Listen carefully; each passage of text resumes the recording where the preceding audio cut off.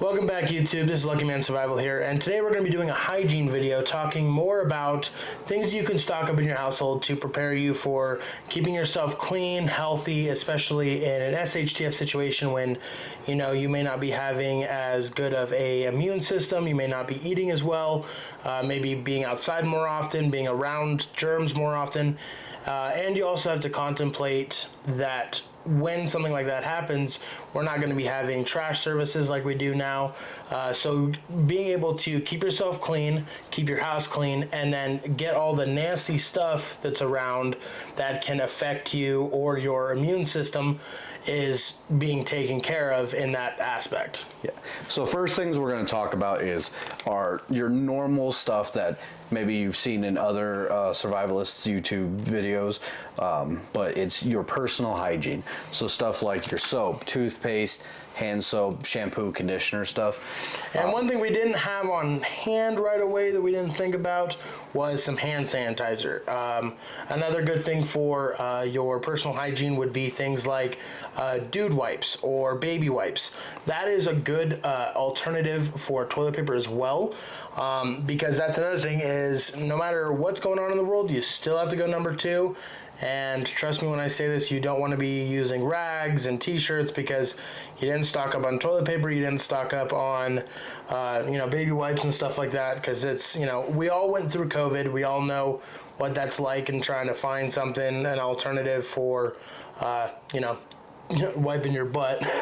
So that's another thing that you really have to consider is things that keep you clean entirely. Yeah. So first and foremost, I'm pretty sure you all understand, you should have soap. The soap aspect, we got two different soaps here. One's kind of a joke soap. It does work. It's the same job as any other soap, but it's this lump of coal soap right here. We also have a Dr. Squatch bar. Yeah, we're not promoted by them, but it is something that me and him both use. We like the more natural soaps, stuff like that. Yeah. So one thing, we did do some research and found out that a bar of soap and the liquid soap, body soap, they do last roughly the same amount of time, so it comes up to preference. One thing to keep in mind though is that a bar of soap undeniably will last you longer, like actively using it. Yeah. It will go further than a liquid soap. And you can use the bar of soap a little different than you can the liquid soap. You could use the bar of soap for washing your hands. I actually personally use the Dr. Squatch soap as a shaving aid for when I shave my face. The liquid soaps, it can work, but it's usually not as good. And another thing is with the liquid soaps, if you get water in them, it actually deteriorates it. So I think we've all been there where we dropped a bottle in the shower, or maybe some water ran into the bottle and it became super liquidy. It's no longer as effective as it was before. Yeah. With bar soap, it has to be wet. So with that, you might have a little bit more longevity in that aspect. And something that I've done in the past, especially like camping or long treks and stuff like that, is you can use the bar of soap with like a pot of water or whatever, dip the bar of soap into the water, create like a lather with the water itself. You really wouldn't want to do that with like liquid soap because it's going to bubble and fizz a lot, and it's going to be something that you can't use the liquid soap water to rinse off as you can with the bar of soaped liquid, or the bar of soap water. Yeah. Another thing is toothpaste. Obviously, you want to keep your teeth in top condition, and if we hit an SHTF situation or an end of the world situation, dental is definitely something you don't want to be dealing with in a situation like that. You can't go see a dentist. Unless you are a dentist, which, if you're a dentist, that's a really good skill set to have for that kind of situation. Yeah. But you want to make sure you're stocked up on stuff to clean your teeth. And don't forget to also stock up on things like your floss, your toothbrushes. You shouldn't just have one. You should have, realistically, it would cost you $5 to get a year's supply of toothbrushes from the dollar store. It's not something you have to do crazy of, but dentists recommend that you change your toothbrush every 30 days. Most of us probably don't, probably every like once or twice. I was told when I was growing up to change it every time you got sick. If you got sick for any reason, change it, because most likely that could have been the cause to it, especially like stomach issues and things like that. So if you were to buy 6 toothbrushes and change it every 2 months, that's a year's supply. That's $6 at the dollar store, or probably $1 if you can find one of those variety packs. So it's not something that's super expensive to do. Same thing with the bar of soaps. Another soap brand that I use is the Irish Spring soap. I grew up using that. I don't mind it at all. And you can get the 6 packs of those at the Dollar Tree for $1.25. So you can buy the 6 packs for, $1.25. You buy 6 of those, and all of a sudden you have a year's supply of soap. No biggie. This stuff is really not expensive to stock up on, especially if you have a smaller family. I mean, my family has, a year's supply of feminine hygiene products, a year's supply of shampoos, conditioners. My wife actually does a lot of the couponing and stuff like that, so she gets tons of her body wash and all that stuff. For me, I'm a little bit more, I don't really have a lot of hair, so my shampoo and conditioner lasts me months at a time. So it's not something that's going to be, it's not going to be too rough on your bank account to do that.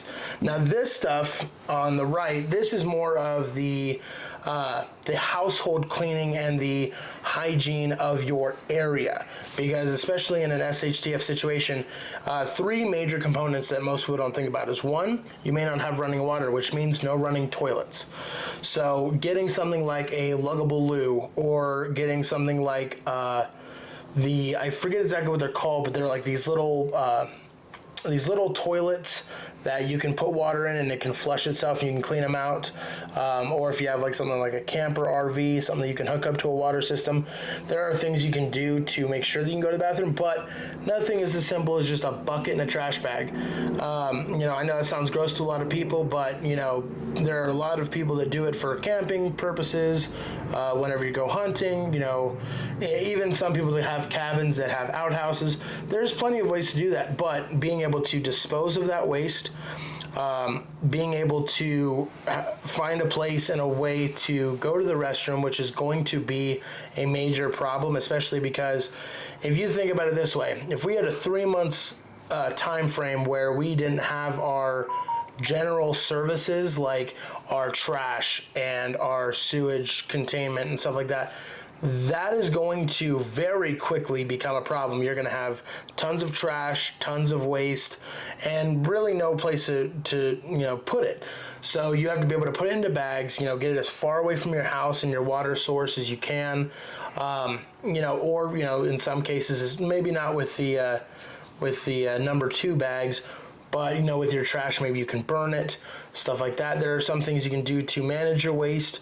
But the primary thing that we're talking about is the in-household cleaning aspect of it. Being able to do your dishes. Something that I recommend, I know a lot of people do recommend this, is things like paper plates, paper bowls, paper spoon, plastic spoons, stuff like that, because you don't really want to be using your water supply on washing dishes. It's one thing to do that with your pans and your pots and stuff like that. You don't really need a lot of water to clean those, but if you're doing that plus an entire sink load of dishes and plates and bowls and cups, very quickly you're going to realize you're using a lot of your water. So for me, I always recommend stocking up on paper cups, paper plates, plastic silverware, things like that, to help minimize your use of water for unnecessary things like doing dishes when you could be using it for drinking, keeping yourself clean, or even your animals and keeping them have water and stuff like that, because water is one of those things that not a lot of people can store in a big bulk amount unless you have a huge house and you dedicate a room, and even that's not really going to be a lot of water. So you have to think of how can you mitigate the use of water. Any of these products here for the hygiene, like the bodily hygiene, you don't need a lot of water. If you do it right, you can easily shower with, a less than a gallon of water. It's really not hard. I've had to do it using, a pot with warm water, put the soap in, lather up, rinse off. It's not a big deal. But doing dishes is a absolute waste of using your water supply unless you're washing your pots and pans that have to be washed after each use. Yeah. And we also just want to make sure that this is something you think about, because a lot of people don't talk about it. They don't mention that you need to keep your area clean, that you need to make sure that your dishes are cleaned and stuff. You don't hear a lot of that talk from people in the survival community. And it kind of shows when you go to look for products for it. There's not many options out there for specific stuff for an SHTF situation or a survival situation. It has to be something that you are conscious of in that moment. You have to go, well, if something happened, I would like to be able to wash my body, or I'd like to be able to wash my dishes, or wash my toilet, or clean my surfaces. One thing that we don't have here, but we did want to just touch on, is things like unscented bleach. Even though it doesn't have a very good shelf life, only of about a year, that can be used for sanitizing things, cleaning up surfaces, and water purification. So, and a gallon of bleach will go a long way with water purification. So, that's just another thing you can think about. Some people, I have a few friends that do prepping as well, and something they do is, instead of having these like mass chemicals, they may use things like just Dawn dish soap with a little bit of water and a little bit of vinegar, and use that as a more natural alternative, less chemical based cleaning products. So you could do something like that, something that would save you money that way, but still give you the same added benefits of all these other cleaning cleaning supplies. I'm more of a chemical person. I want my toilet to be clean. I want my surfaces to make sure they're completely disinfected and stuff like that. So I don't mind doing the chemical route, and they last a pretty good time. I mean, the toilet bowl cleaner that we have in front of us here, that has a shelf life of about 3 years. The all-purpose cleaner, I mean, I've used the bottles for several. I mean, I've found bottles that have been kind of stored away somewhere, forgotten about, and been like, oh, we have some. So it's not something that you really need to worry about, because you're not ingesting it. So if it does go bad, it may not be as effective, but it's not really something you need to be concerned about in that aspect. Shelf life isn't a crazy concern when it comes to some of this hygiene stuff. Mm-hmm. Maybe less so of those. I would probably stay a little bit more conscious of it with anything you're using on your body. Especially dental. I wouldn't particularly want to use any expired toothpaste. Yeah, I wouldn't want to use the same toothbrush a year later. Yeah. So things like that are something you want to be more conscious of, because that's something that's going in your mouth, it's going in your body. Making direct contact with you. Yeah. Anything on the hygiene aspect that you are actually using to clean yourself, or maybe your child, or even your pets and some pets, you want to make sure you're aware of if it's good or not, because there is a chance of contamination and you getting sick from it. Yeah. Whereas stuff over here, I'd say the dish soap you definitely should be more conscious of. But the good thing is, dish soap has, out of everything that's right here in a liquid form, that actually has the longest shelf life. You're looking at about 5 to 10 years. Yeah, but so you still want to be cautious. You'll be gone with it before it runs out. Yeah. But the good thing, another thing that I just want to touch about when it comes to bar soap is, with liquid soap, you can't really tell if it's going bad in a sense, except for maybe if there's a difference in smell, or maybe it doesn't feel like it's cleaning as well. The bar soap, though, as long as it is lathering up and it's soaping up, it's still good. That's a telltale sign. If you're putting it underwater and you're putting it on your body and it's not lathering, then it means that the soap is not doing what it's supposed to be doing. And it's not dangerous, but now you know that soap is no longer doing what it's supposed to be doing. It's not cleaning you the way it should be, and that should probably be something that you can toss away. Now, one more thing that we're going to talk about just a little bit is going towards more of the clothing aspect. We do have, on the table, we have some just laundry soap.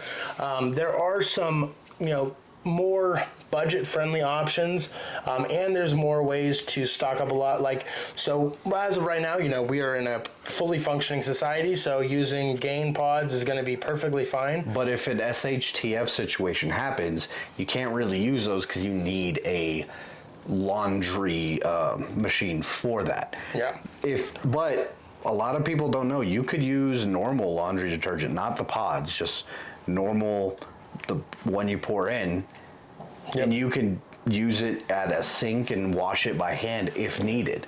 Or something that me and my wife do is we will go and we get like the borax and the powdered form stuff, and we'll turn into a big batch that we can scoop and use that, because that's also, it's not only cost effective to do it that way, and I know you can find plenty of videos on that. I'm not going to be doing a video about that. It just doesn't seem like something too many people would be interested in, but the way that we do it is we get, all the cleaning supplies in a powdered form, put it all together, mix it up into a big container, like a 5-gallon bucket, and we can use that for laundry, and it goes, we make one of those buckets every like 6 months, and we have a constant rotation of clothes going in and out of the laundry. So, it definitely works in that way, and it when you put it into water, if you're doing like laundry in a sink or in like a 5-gallon bucket or something like that, it's much easier because it actually dissipates into the water a lot better. So the actual water is getting coated really well.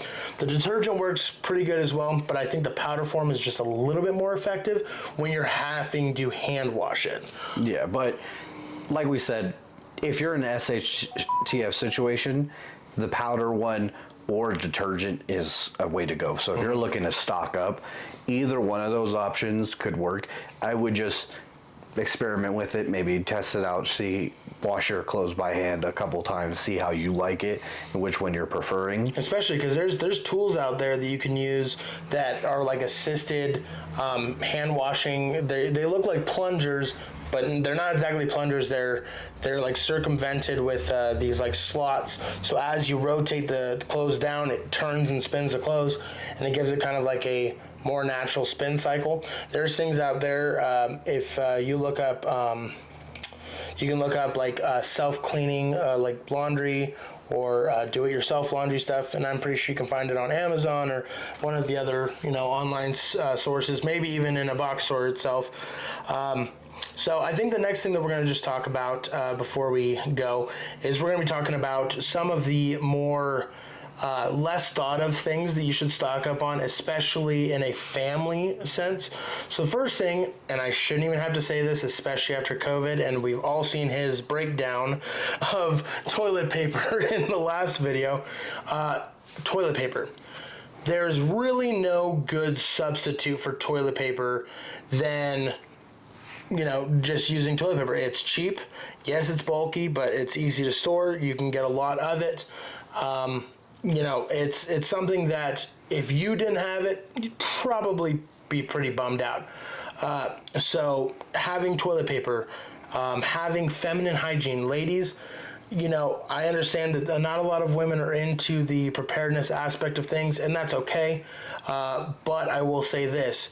If your man is, just say, hey, honey, don't forget to get this. Or if you're the one who's prepping, make sure that you're thinking about yourself first in that stuff. What do you use on a day-to-day basis, a week-to-week basis, a month-to-month basis?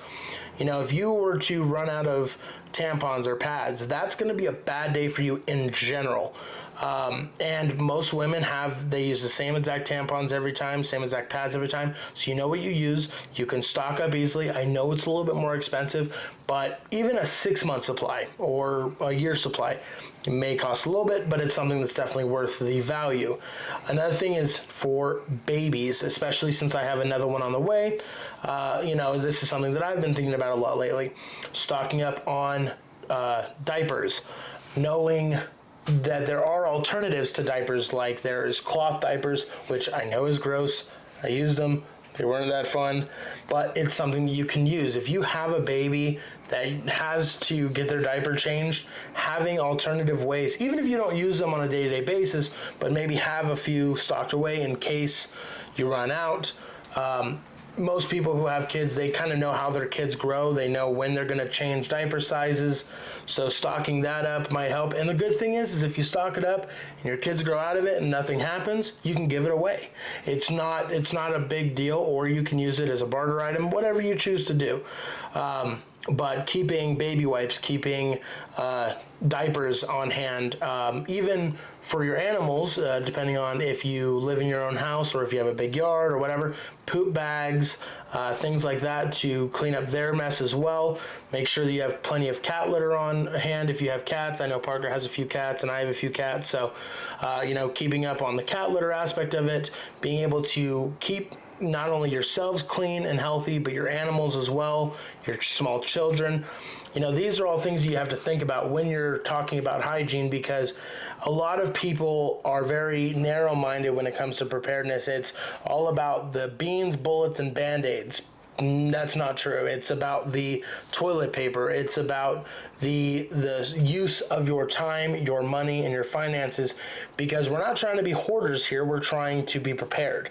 And if you know what you're getting and you have thorough thought about what you're going to be using it for, and it's going to be used, don't buy stuff that you don't use. If you don't have kids, don't buy diapers.